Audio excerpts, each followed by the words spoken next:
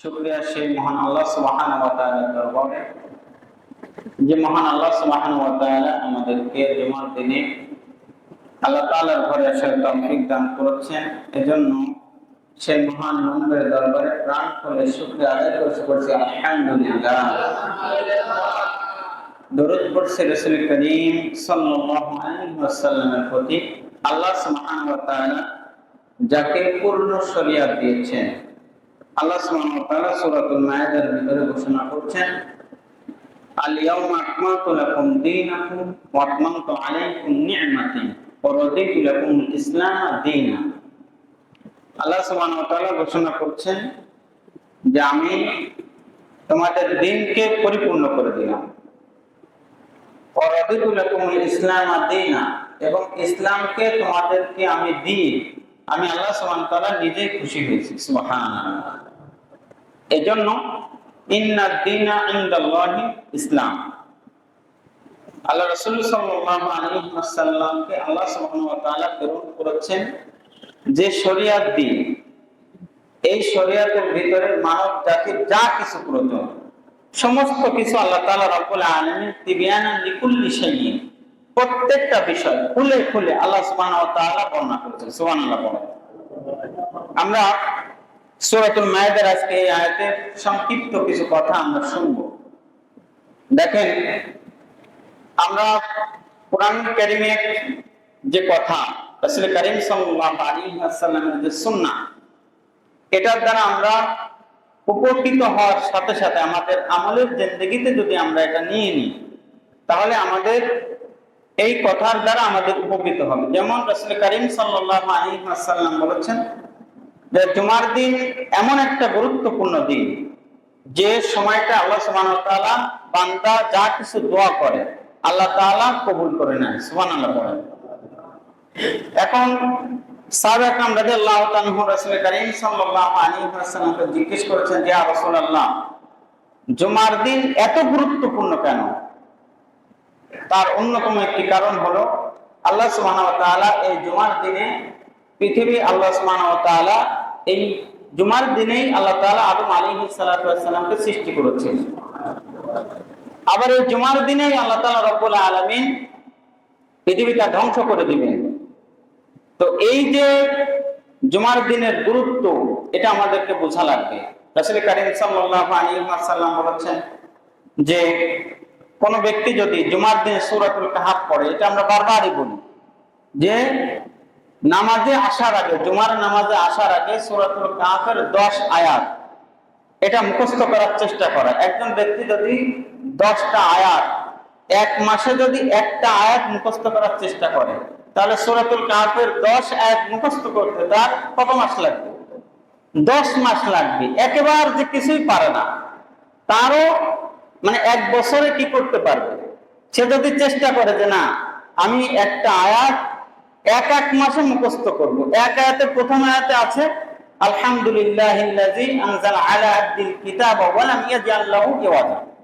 এই যে একটা আয়াত, এটা যদি কোনো ব্যক্তি বাংলায় লিখে, বাংলায় লিখে তার কাছে রাখে এবং একটা মাস যদি এটা মুখস্থ করে, এটা মুখস্থ করা সম্ভব কি অসম্ভব? বলেন, সম্ভব। তা আমরা পারতেছি না কেন? আমরা পারতেছি না, তার অন্যতম কারণ হলো আমাদের এই যে দরদ, যে ইসলাম শিখার যে দরদটা, এই দরদটা আমাদের হারিয়ে গিয়েছে। যে ইসলাম যে আমাকে শিখতে হবে, সাহাবা একরাম রাদিয়াল্লাহু তাআলা আনহু যে কি কষ্ট করে ইসলামটা শিখেছেন। একজন সাহাবী রাদিয়াল্লাহু তাআলা আনহু তার পারস্য দেশে তার বাড়ি ছিল। ইসলাম যে কত কষ্ট করে শিখতে হয়, এই সাহাবী রাদিয়াল্লাহু তাআলা আনহু পারস্য দেশে বাড়ি ছিল। তিনি তার প্রথম জামানায় তার পিতা ছিলেন একজন অগ্নি উপাসক, এবং তিনি রাজপ্রাসাদে থাকতেন। তার বাবাকে ওই জামানার পারস্যের যে প্রধানমন্ত্রী ছিল, রাজা ছিল, উনি সবসময় ওই ছেলের বাবাকে ডাকতেন যে কোনো কাজের পরামর্শ। মানে এত পাওয়ারফুল একজন ব্যক্তি। তো এই সাহাবী রাদিয়াল্লাহু তাআলা আনহু তিনি যখন ইসলামের দাওয়াত পান এভাবে, যে তাকে বলা হলো তাকে বাড়ি থেকে বাইরে মানে যেন না যায় এ ব্যবস্থা তার পিতা করে দিয়েছিলেন। অর্থাৎ বাড়ির ভিতরে খাওয়া দাওয়া, গোসল, বাগ বাগিচা যা কিছু আছে সব বাড়ির ভিতরে, বাড়ি থেকে বের হওয়া যাবে না, তার সন্তানের এটা ছিল। তিনি তার বাবা একদিন বললেন যে আচ্ছা ঠিক আছে। মা অনেক সময় তার বাবাকে বোঝালো যে ছেলে যদি বাড়িতে থাকে সারাদিন, তাহলে এই ছেলেকে দিয়ে তো ভবিষ্যতে কিছুই হবে না, বাইরেটা একটু দেখা দরকার। তো তিনি বললেন যে আচ্ছা ঠিক আছে, অমুক জায়গায় একটা বাগান আছে, এই বাগানটা তাকে দেখতে পাঠাও, যে দেখে আবার চলে আসবে। প্রতিমধ্য এই ছেলে যখন রওনা দিল, এই বাগানে যাওয়ার আগেই রাস্তার একটা জায়গায় একটা পাশে খ্রিস্টানের একটা দল, সেখানে একজন খ্রিস্টান পাদ্রী মানুষদেরকে খ্রিস্টান যেন ধর্ম প্রচার হয় এটা শিখাতে লাগলেন। অগ্নি উপাসকের জায়গা থেকে, তিনি তো অগ্নি উপাসক, তার বাড়িতে অগ্নি মানে আগুনের পূজা হয়, এই জায়গা থেকে তিনি ভাবলেন যে আমার যে ধর্ম আমরা করি এটা থেকে তো এই খ্রিস্টান ধর্ম এটা বেটার। উনি তার ওই বাগানে না গিয়ে ওইখানে সারাদিন অবস্থান করলেন। সন্ধ্যার সময় যখন ছেলে বাড়ি আসছে, আসার পর বাবা বলছে যে তোমাকে আমি শুনলাম যে তুমি বাগানে যাও নাই। একজন সাহাবীর জীবন, যে ইসলাম তিনি কত কষ্ট করে শিখছেন। তো বাবা বলছে যে আমি তো জিজ্ঞেস করলাম যে আমার যারা সৈন্য আছে বা আমার যারা কাজ করে, তুমি বাগানে যাও নাই, কোথায় গিয়েছিলে বাবা? তিনি সত্য বলে দিলেন। ছোট্ট মানুষ বলছেন যে বাবা আমি অমুক জায়গায় গিয়েছিলাম, সেখানে একজনকে দেখছি সে এরকম এরকম ধর্ম প্রচার করছে, আমার খুব ভালো লাগছে। বলছেন যে তার পায়ে শিকলি লাগাও, বাড়ি থেকে আর যেন বের না হয়। তার বাবার একটা ভয় ছিল যে আমার বাড়ি থেকে যদি আমার ছেলে বের হয়ে যায় তাহলে বিধর্মী হয়ে যাবে, কারণ আমার ছেলেটা অত্যন্ত সহজ সরল। তিনি ওই জায়গায়, যে জায়গায় পাদ্রীকে দেখেছিলেন, ওইখানে ওই শিকলপর অবস্থায় খবর পাঠালেন। অনেক লম্বা কাহিনী। খবর পাঠালেন যে খ্রিস্টানের কোন দল যদি আমাদের এলাকায় আবার আসে, তাদেরকে বলে দিও আমি খ্রিস্টান দলের সাথে আমি যেন সফর করতে পারি। তিনি চলে গেলেন। যখন আবার ওই দল আসলো, তিনি পায়ের শিকলি তাকে তার এক বন্ধু খুলে দিল, তিনি চলে গেলেন। যাওয়ার পরে প্রথমে সিরিয়ায় গেলেন।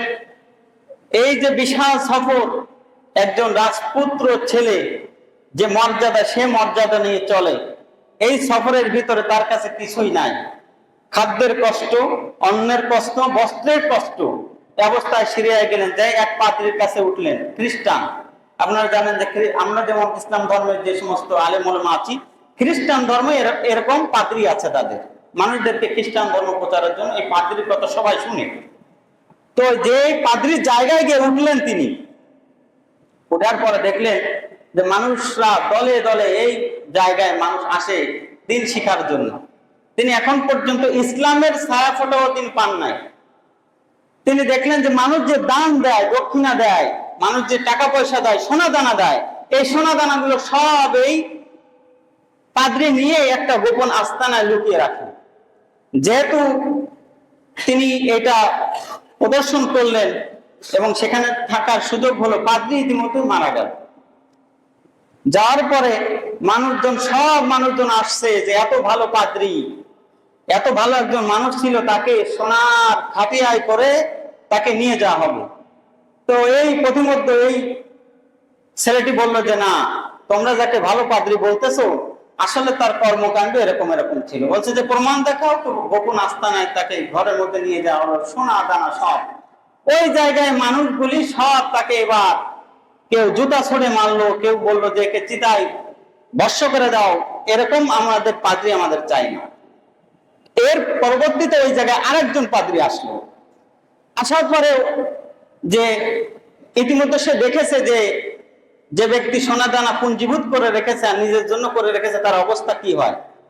তো এই জায়গায় সে সব যে না, কারোর সম্পদ সে খায় না। এই ছেলেটি এইখানে প্রায় 20 বছর পর্যন্ত এইখানে এই সিরিয়া এই জায়গায় অবস্থান করলো এবং খ্রিস্টান ধর্মের যা কিছু আছে সব সে অবলোকন করলো। প্রথমত এই পাদ্রীর মৃত্যুর সময় এসে গেল।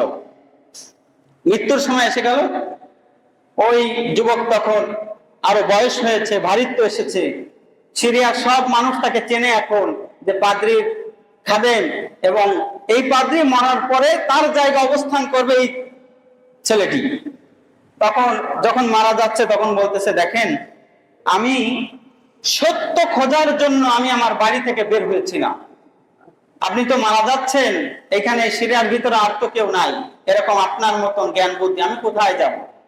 তো তিনি বললেন যে আমি তো মারা যাচ্ছি, এখানে আর কেউ নাই, তুমি নিনেওয়ারে চলে যাও, এখানে একজন পাদ্রী আছে, এই পাদ্রীর কাছে চলে যাও, পাদ্রীর কাছে গিয়ে বলবা যে আমি পাঠিয়েছি, সে তোমাকে সত্য ধর্ম কি আছে সেটা তোমাকে দিয়ে দিবে।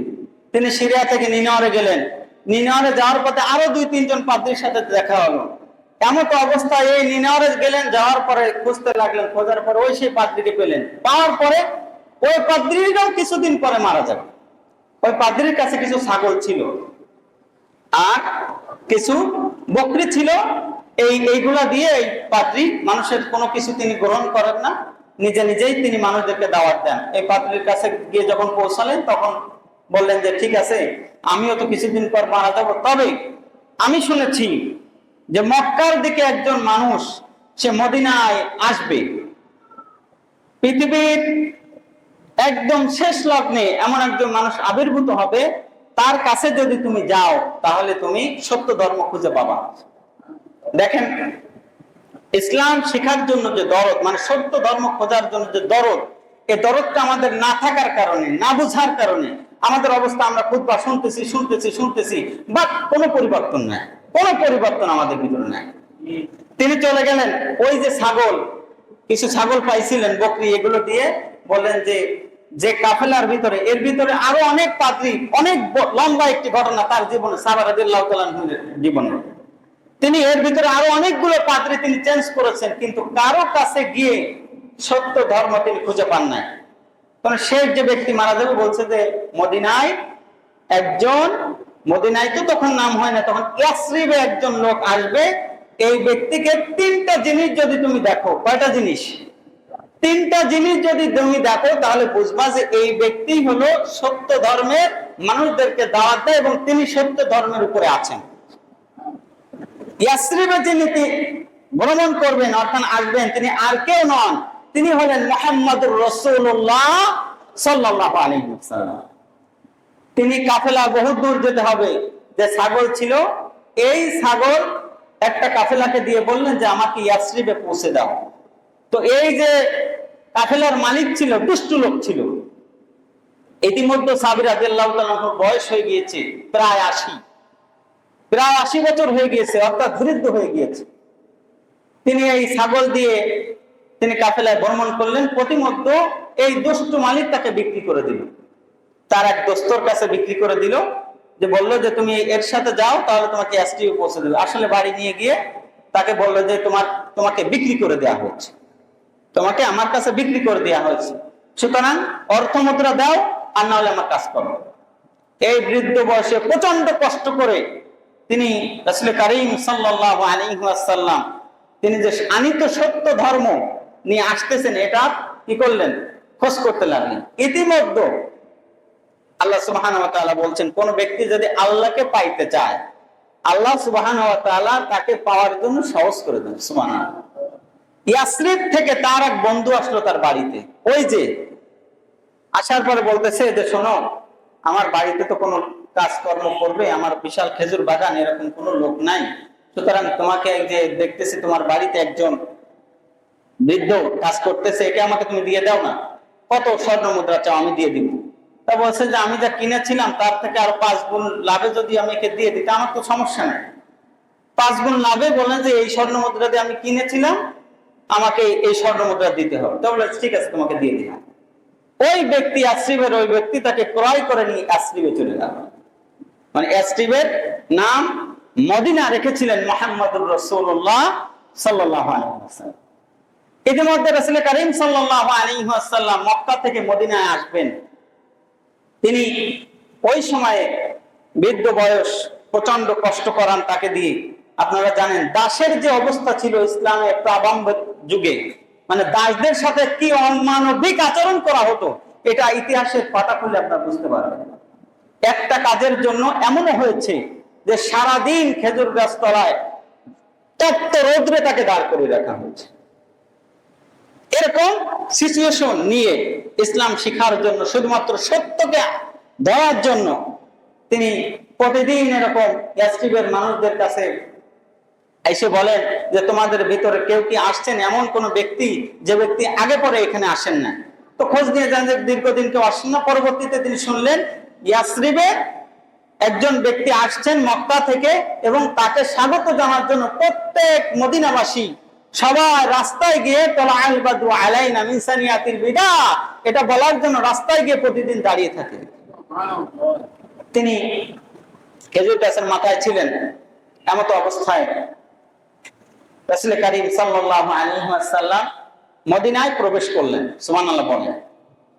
সমস্ত মানুষজন মদিনার দুই পাশের রাস্তায় দাঁড়িয়ে, বাচ্চা বৃদ্ধা সকলেই দাঁড়িয়ে তারা রাসূল করিম সাল্লাল্লাহু আলাইহি ওয়াসাল্লামকে ওয়েলকাম করল। এই খবরটা সাবির রাদিয়াল্লাহু তাআলা আনহু, তিনি তো গাছের মাথায়, তিনি ওই গাছের মাথা থেকে শুনলেন যে আরেকজন এসে যার মালিক অর্থাৎ যার কাছে কাজ করেন, যে মালিকের আন্ডারে, ওই মালিককে বলছে যে আমাদের তো সর্বনাশ হয়ে গেল। এবার কি সর্বনাশ হয়ে গেল? যে মক্কা থেকে যার জন্য অপেক্ষা করতেছিল মদিনাবাসী, সে তো এসে গিয়েছে। তখন রাসূল করিম সাল্লাল্লাহু আলাইহি ওয়াসাল্লামের এই আগমনের কথা ওই গাছের মাথা থেকে তিনি শুনেছেন। আসার পরে তিনি বলছেন, তিনি দ্রুত নেমে গিয়েছেন। নামার পরে বলতেছেন যে এমন কোন ব্যক্তি কি এখানে আসছে যার জন্য মানুষজন দীর্ঘদিন অপেক্ষা করতেছে? বলতেছে হ্যাঁ। তা তোমার এত দরকার কি? তুমি নিয়ে কাজ করো, যাও। তিনি কাজ করতে লাগলেন, আর মনের মধ্যে বাসনা হলো আমাকে রাসূল করিম সাল্লাল্লাহু আলাইহি ওয়াসাল্লামের কাছে যেতে হবে।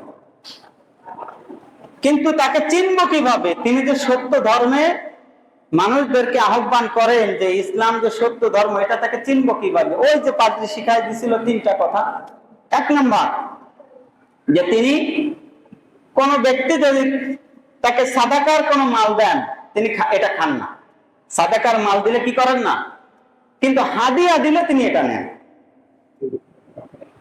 তো সারাদিন কাজ করে সাবির রাদিয়াল্লাহু তাআলা আনহু কিছু খেজুর নিয়ে রাসূল করিম সাল্লাল্লাহু আলাইহি ওয়াসাল্লাম কে তিনি দূর থেকে দেখতে পেলেন। কিন্তু এখনো যেহেতু পরীক্ষা হয় নাই, রাসূল করিম সাল্লাল্লাহু আলাইহি ওয়াসাল্লাম তিনি যে আসল নবী কিনা বা শেষ নবী কিনা, বা তিনি মানুষদেরকে সত্য ধর্মে ডাকেন কিনা, এটা তো পরীক্ষা হয় নাই। তো রাসূল করিম সাল্লাল্লাহু আলাইহি ওয়াসাল্লামের সাহাবীদের সামনে রাসূল সাল্লাল্লাহু আলাইহি ওয়াসাল্লাম কথা বলছেন। তিনি তার কিছু খেজুর নিয়ে রাসূল করিম সাল্লাল্লাহু আলাইহি ওয়াসাল্লামের কাছে গিয়ে বলছেন যে আমি এই খেজুরটা সাদাকা হিসেবে আপনাকে দিয়েছি, আপনি এটা খান। রাসূল সাল্লাল্লাহু আলাইহি ওয়াসাল্লামকে কেউ স্বভাবত কিছু দিলে তিনি সেটা গ্রহণ করতেন, সাদরে গ্রহণ করতেন। তিনি সেটা গ্রহণ করলেন। গ্রহণ করার পরে যেহেতু সাদাকার মাল, তিনি সাহাবীদেরকে দিয়ে বললেন যে এই সাদাকার মালটা যারা যারা প্রাপ্য আছে, অভাবী আছে, গরিব আছে, তাদেরকে এটা দিয়ে দাও। সুবহানাল্লাহ বলেন। এক নম্বর, যে রাসূল করিম সাল্লাল্লাহু আলাইহি ওয়াসাল্লাম সাদাকার মাল কি করেন না, খান না। ওনার মনে, সাহাবীর মনে একটু ভালো লাগলো যে একটা জায়গায় অন্তত আমি কি করছি, আমি একটা জায়গায় আমি সফল হওয়ার জন্য চেষ্টা করছি। এর পরবর্তী দিন যেহেতু দাস মানুষ, পরের দিনই তো আসতে পারেন না, আবার 2-4 দিন পরে তিনি এবার কিছু খেজুর নিয়ে আসলেন। আসার পরে বললেন যে ইয়া রাসূলুল্লাহ, যেহেতু রাসূল করিম সাল্লাল্লাহু আলাইহি ওয়াসাল্লামের নাম এখন মদিনায় সবাই জেনে গিয়েছে, তিনি বললেন যে আপনার জন্য এই খেজুরগুলো এনেছি, আপনি এটা হাদিয়া স্বরূপ, এটা আপনি নেন। রাসূল করিম সাল্লাল্লাহু আলাইহি ওয়াসাল্লাম এটা নিলেন। না নেওয়ার পরপরই তিনি সেখান থেকে একটা খেজুর মুখে দিলেন। সুবহানাল্লাহ। তিনি বুঝতে পারলেন এক নাম্বার যে রাসূল করিম সাল্লাল্লাহু আলাইহি ওয়াসাল্লাম অর্থাৎ শেষ যে ব্যক্তি যাকে আমি খুঁজতেছি, একটা দৃশ্য প্রমাণ হয়েছে, এখনো তো 2টা বাকি। রাসূল সাল্লাল্লাহু আলাইহি ওয়াসাল্লামের কাছে দ্বিতীয় দিন আসলেন। আসার পরে রাসূল করিম সাল্লাল্লাহু আলাইহি ওয়াসাল্লামের পিছে এই জায়গাটায় তার একটা মোহরে নবুয়ত ছিল। মোহরে নবুয়ত ছিল এখানে একটা। প্রত্যেকটা নবীকে চেনার জন্য আল্লাহ সুবহানাহু ওয়া তাআলা কিছু নিদর্শন দিয়েছেন, যে প্রত্যেকটা নবীকে মানুষ চিনতো কিভাবে, যে এই যে নবী, রাসূল করিম সাল্লাল্লাহু আলাইহি ওয়াসাল্লামের পিঠের উপরে, স্তম্ভের উপরে একটা ডিম্ব আকৃতির একটা জিনিস ছিল, যেটা দেখলে রাসূল করিম সাল্লাল্লাহু আলাইহি ওয়াসাল্লামকে সহজেই চেনা যেত। এটা তার একটা মুজিজা আল্লাহ সুবহানাহু ওয়া তাআলা তাকে দিয়েছিলেন। তো পিছনে দাঁড়িয়ে সাহাবী রাদিয়াল্লাহু তাআলা আনহু পিছনে দাঁড়িয়ে বারবার লক্ষ্য করছেন যে এটা দেখা যায় কিনা। তো রাসূল কারীম সাল্লাল্লাহু আলাইহি ওয়াসাল্লামকে আল্লাহ সুবহানাহু ওয়া তাআলা এমন একটি মুজিজা দিয়েছিলেন যে তিনি মানুষদেরকে সামনে থেকে দেখলে, তিনি পিছন থেকে দেখলে তিনি বুঝতে পারতেন এই সাহাবীর মনের ভিতর কি চলতেছে। এটা একটা মুজিজা ছিল, সুবহানাল্লাহ। তো রাসূল সাল্লাল্লাহু আলাইহি ওয়াসাল্লাম চাদর দিয়েছিলেন কাঁধের উপরে। সাহাবী রাদিয়াল্লাহু তাআলা আনহু তিনি যখন এটা তাকিয়ে আছেন, বারবার করে তাকাচ্ছেন, কিন্তু চাদরটা পড়তেছে না, সাহাবী দেখতেও পারতেছেন। তো রাসূল সাল্লাল্লাহু আলাইহি ওয়াসাল্লাম এই চাদরের একটা অংশ এখান থেকে ছেড়ে দিলেন, সুবহানাল্লাহ। সাহাবী রাদিয়াল্লাহু তাআলা আনহু এটা দেখলেন, দেখার পরে তিনি বুঝতে পারলেন যে যার খোঁজে আমি আমার 100 বছর কাটিয়ে দিয়েছি। ইতিমধ্যে সাহাবীর বয়স হয়ে গেছে 100 বছর।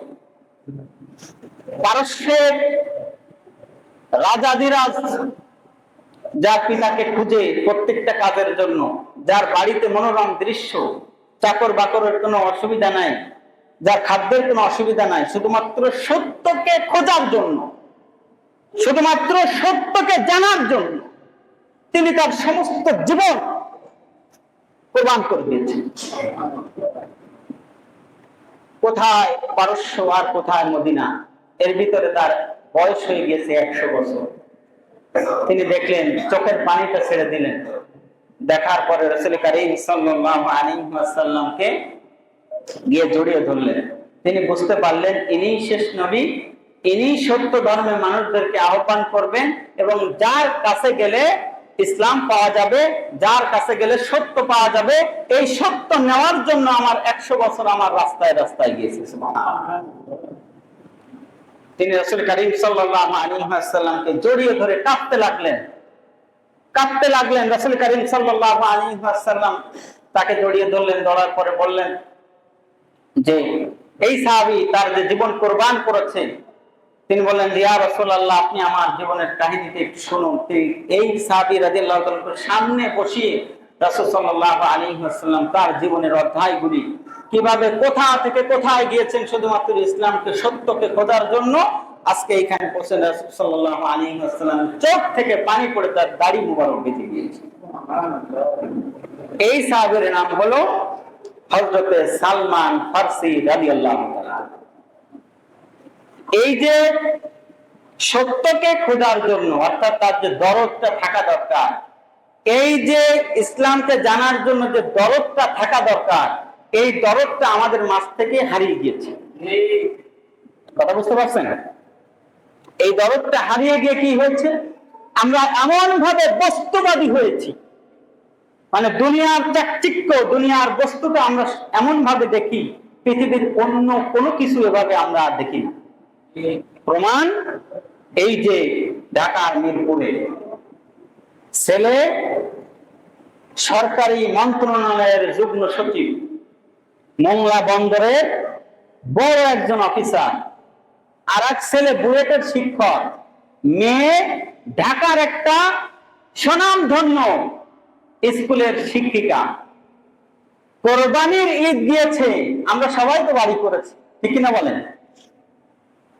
মা কোরবানির ঈদের 7 দিন পর্যন্ত, কোরবানির 31শে মে এটা তো প্রচার হয়েছে যে কোরবানির ঈদের 7 দিনের ভিতরে কোন সন্তান খোঁজ নেয় নাই। মিরপুরের একটা ফ্ল্যাটে মা পড়ে মরে পচে গন্ধ বের হচ্ছে। পাশে ফ্ল্যাটের লোকজন গন্ধ যখন বের হচ্ছে তখন টের পেয়েছে যে এই ফ্ল্যাটের ভিতরে কি। দরজা ভেঙে দেখে যে মরে পচে চোখ থেকে পোকা বের হচ্ছে। আপনি চিন্তা করেন, আমার কাছে একটা জিনিস খুব ভালো লেগেছে। এই যুগ্ম সচিবকে প্রধানমন্ত্রী বলেছে যে তোমার রাষ্ট্রের কোনো দায়িত্ব নাই, চাকরি থেকে আগে বরখাস্ত করো। ভালো করেছেন? যে ব্যক্তি তার নিজের পিতা মাতার খোঁজ নেন, এই রাষ্ট্রের কি দায়িত্ব নেবে? বলছে এটাকে চাকরি থেকে আগে বরখাস্ত করো। তো সন্তান আমরা মানুষ করতেছি, আমরা সন্তান এত কষ্ট করে মানুষ করতেছি, এত বড় শিক্ষিত হচ্ছে, বাট এটা কিভাবে সম্ভব যে অন্তত কোরবানির ঈদে তো মানুষ ফকির মিসকিনদেরকেও তো গরিব দুঃখীদেরকেও তো গোশ দেয়। কথা বলেন, আমরাও তো দিয়েছি। একজন দারিদ্র মানুষদেরকে আমরা গোশ দিয়েছি। একজন মা তার সরকারি কর্মকর্তা, তার সন্তান, বুয়েটের শিক্ষক, মেয়ে শিক্ষিকা স্কুলে, এরা জাতিকে কি উপহার দিবে বলেন? কি উপহার দিবে? এটাই জাতির বাস্তবতা। এটা তো একটা প্রকাশ হচ্ছে যেন আমরা বুঝতেছি, বাট এরকম হাজার হাজার ঘটনা আমাদের দেশে ঘটতেছে, হাজার হাজার ঘটনা। এজন্য ইসলামের যে দরদ থাকা দরকার, এটা আমরা নিজেরাও যেমন ডেভেলপ করতে পারতেছি না, আমাদের সন্তানদেরকেও আমরা দিতে পারতেছি। এজন্য আজকে নৈতিকতার চরম অবক্ষয়, নৈতিকতার চরম অবক্ষয় আমাদের সমাজে দেখা দিয়েছে। না হলে ক্লাস 2 তে পড়ে একজন ছাত্রী, তার বয়স মাত্র 7 বছর, তাকে কিভাবে ধর্ষণ করে গলা কেটে বালতির ভিতরে রেখে দেওয়া হয়। এ কোন জামানায় আমরা অবস্থান করতেছি? কোন অবস্থার ভিতর দিয়ে আমরা যাচ্ছি যে বাচ্চাকে ধর্ষণ করে গলা কেটে রাখছে বালতিতে, আর বাকিটুকু বাথরুমে নিয়ে রাখছে? মানে এটা আপনার কল্পনা করা যায়। আমরা তো আইয়ামে জাহেলিয়াত বলি যে অনেক খারাপ ছিল। তো আইয়ামে জাহেলিয়াতে তো মেয়েদেরকে, কন্যা সন্তানদেরকে জীবন্ত কবর দেওয়া হতো কি জন্য? যে আমার ভবিষ্যতে আমার নাক কাটা যাবে, মানুষদেরকে আমি কি বলবো? তো জীবন্ত কবর দেওয়া হতো আইয়ামে জাহেলিয়াতে। যখন আর আজকে 2026-এ এসে আমরা দাবি করতেছি আমরা খুব স্মার্ট, আমরা খুব উন্নত, আমরা উন্নয়নশীল দেশ, আমরা আমাদের সমাজ পরিবার খুবই সচেতন। বাট এই সচেতনতার জায়গা থেকে আমরা আমাদের পরিবার সমাজকে কি ডেলিভারি দিচ্ছি? এই যে ভয়াবহ চারিত্রিক অবক্ষয়, এটার রোধ করার জন্য আল্লাহ সুবহানাহু ওয়া তাআলা যে কোরআন নাযিল করেছেন, ইসলামকে বুঝা, মানা এবং নিজের পরিবারের ভিতরে ইসলামকে না আনলে এই পরিস্থিতি আরো অবনমিত হবে। আল্লাহ আমাদেরকে বুঝার তৌফিক দান করুন। যেন আমরা সকলেই যে দরদ ইসলাম আমাদেরকে শিখায়, এটা যেন আল্লাহ সুবহানাহু ওয়া তাআলা আমাদের সবার ভিতরে আল্লাহ তাআলা দান করে দেন। আল্লাহ তাআলা আমাদেরকে সকল প্রকার বালা মুসিবত এবং বিভিন্ন প্রকার সমস্ত ফিতনা থেকে আল্লাহ আমাদেরকে হেফাজত করুন। সকলের চারিত্রিক কাব্বানি বলেন।